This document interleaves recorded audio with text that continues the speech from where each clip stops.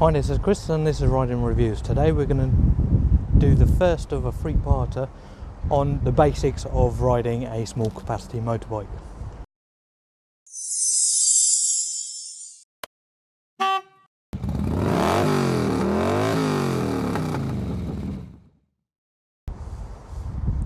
So here we have the 2020 Yamazaki YM50.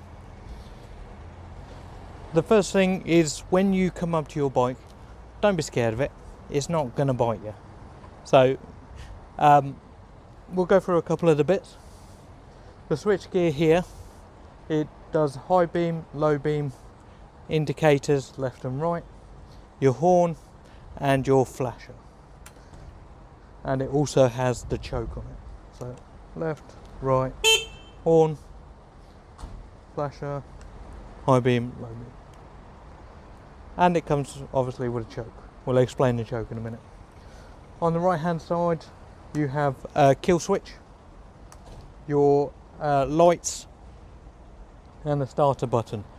With the lights, the light switch controls your lighting on the dash and the lighting on the back and the front light, side light, but it doesn't control the main beam.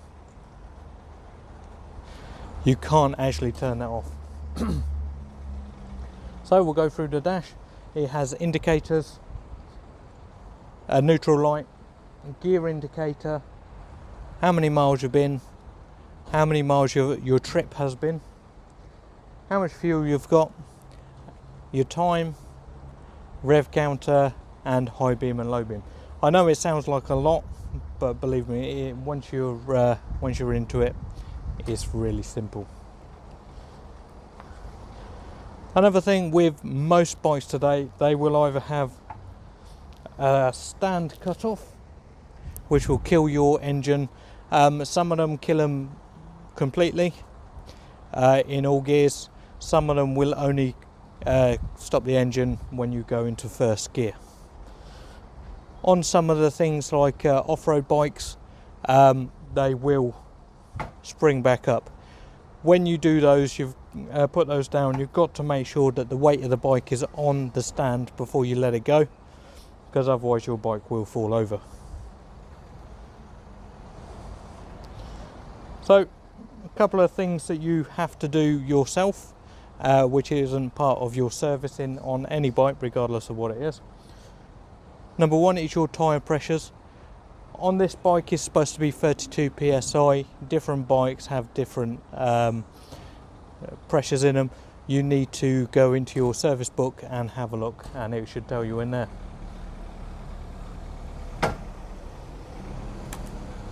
The other thing on the dash is it has an engine management light, and that will tell you when there's an issue with your bike.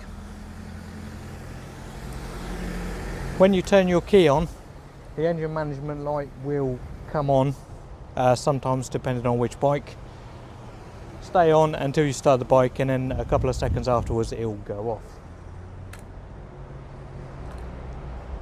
So on your left hand side you have the clutch, and the clutch, the main thing is the clutch disengages the gears, so you can either change up, change down, or come to a stop without the engine stalling. And that also comes in with your gear lever.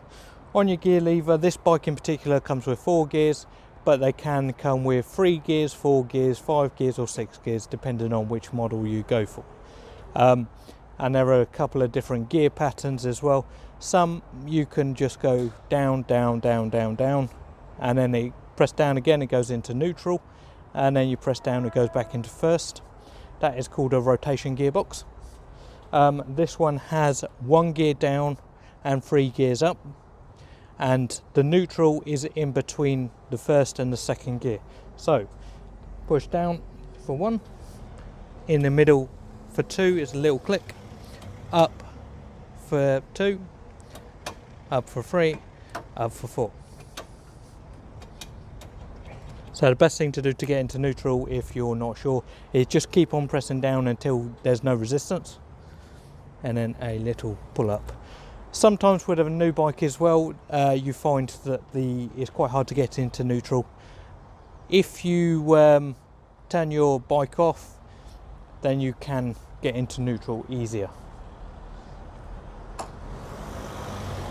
All of these bikes, all bikes in general, unless they are hydraulically clutched, have not issues, but all the cables will stretch eventually. So if you pull back this plastic sheath, then there is an adjuster like a bike just here,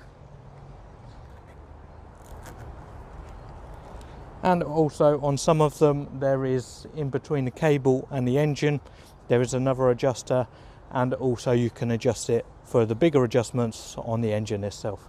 But we won't go into that, you don't need to know that. When it comes to servicing your bike, they should be able to do it for you. So when you come up to start your bike, obviously you're not going to have a paddock stand. Number one, make sure that your kickstart is up, and make sure that the red button is on the circle and not the circle with the X in it. Pull in your clutch. On this bike you need to pull the choke, which is pull it down.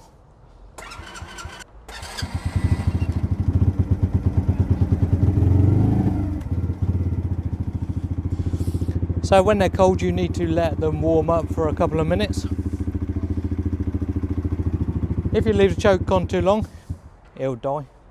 And if you turn it on when it doesn't need it, it'll also die.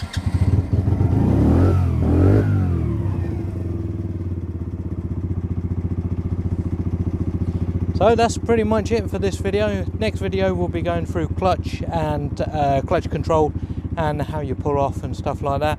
And the last video will be a ride around the block, and we'll explain when you're supposed to do your gears, your indicators, and all that sort of stuff.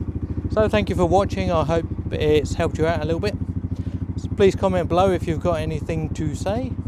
Hit the thumbs up, subscribe to my channel, and hit that notification bell so you can stay updated to any of my new content. But as always, ride safe.